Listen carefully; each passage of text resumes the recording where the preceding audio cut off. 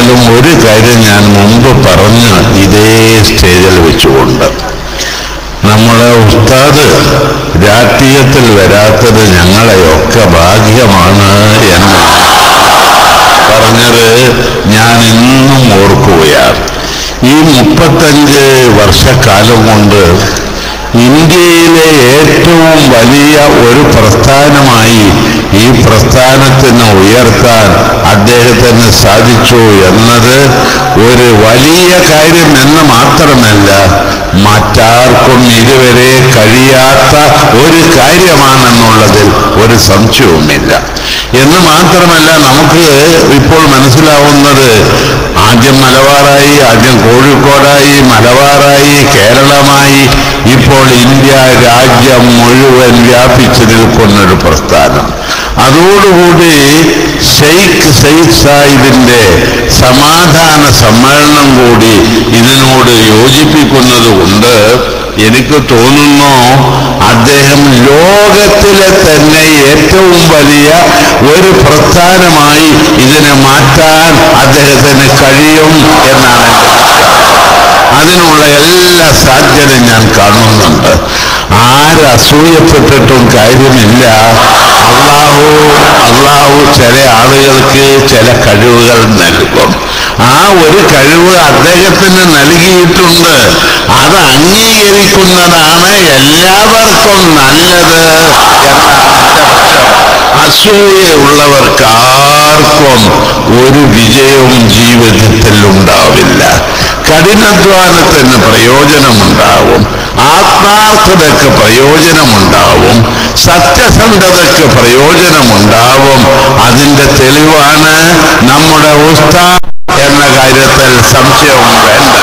എന്തെല്ലാം എതിർപ്പുകൾ ഉണ്ടായി, എന്തെല്ലാം വിധത്തിലുള്ള എതിർപ്പുകൾ വന്നു.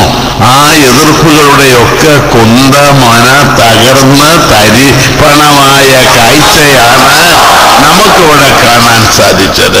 ഏതായാലും ഞാൻ പറയുന്നു, ഞാൻ നീട്ടിക്കൊണ്ടുപോകുന്നില്ല. ഇനിയും കുറെ ആളുകളുടെ ഉണ്ട്. ഇവരെ എല്ലാവരെയും വിളിച്ചത് നന്നായി. അത് വിളിച്ചതും അവരൊക്കെ ഇവിടെ വന്നതും ഉസ്താദിനോടുള്ള സ്നേഹവും ബഹുമാനവുമാണ്. ഇപ്പോൾ അദ്ദേഹം വിഷമിക്കുന്നതും അതുകൊണ്ട് തന്നെയാണ്. ആരെയൊക്കെ തൃപ്തിപ്പെടുത്താൻ പറ്റും ഈ സ്റ്റേജിൽ എന്നതാണ് അദ്ദേഹത്തിന്റെ സ്ഥിതി. ഞാനിപ്പോൾ വടകരയിൽ ഒരു സ്കൂൾ ആനിവേഴ്സറി കഴിഞ്ഞു വരികയാണ്. അത് തുടങ്ങി ഒരു ഉദ്ഘാടനം 10 വാക്ക് പറഞ്ഞു പോന്നു. കാരണം അവിടെ ഉണ്ടായ പ്രശ്നം, അവിടെ കുട്ടികൾക്ക് വേണ്ടത് പറഞ്ഞാൽ മുതിർന്നവർ സംസാരിച്ചു കൊണ്ടിരിക്കും, മുതിർന്നവർക്ക് വേണ്ടത് പറഞ്ഞാൽ കുട്ടികൾ സംസാരിച്ചു കൊണ്ടിരിക്കും. ഇവിടെ മലയാളത്തിൽ പറഞ്ഞാൽ അതറിയാത്തവർ സംസാരിക്കും, അറബികൾ അതിഷ്ടപ്പെടില്ല. അതേ സമയത്ത് ഇംഗ്ലീഷ് പറഞ്ഞാൽ കുറെ ആളുകൾക്കൊക്കെ അറിയും, എന്നാൽ അതെല്ലാവർക്കും അറിയില്ല. അങ്ങനത്തെ ഒരു പ്രയാസമുണ്ട്. ഏതായാലും ഇവരുടെ സമയം ഞാൻ കവർന്നെടുക്കാൻ ഉദ്ദേശിക്കുന്നില്ല. ഇത് നമുക്ക് ഇപ്പോൾ നാം കാണണം. കാശ്മീരിൽ പ്രശ്നങ്ങൾ ഉണ്ടായപ്പോൾ അവിടെ പാവപ്പെട്ട കുട്ടികളവിടെ കണ്ണീരൊപ്പാൻ ഇന്ത്യ രാജ്യത്തുണ്ടായത് നമ്മുടെ ഉസ്താദ്. അത് കണ്ണീരൊപ്പാൻ അവിടെ പോയി അവരെ കൊണ്ടുവന്ന് കുടിയിരുത്തി അവർക്കുള്ള സൗകര്യങ്ങൾ.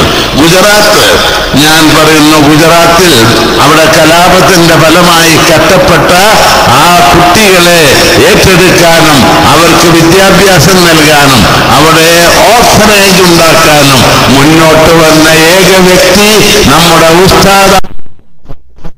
സംശയവുമില്ല.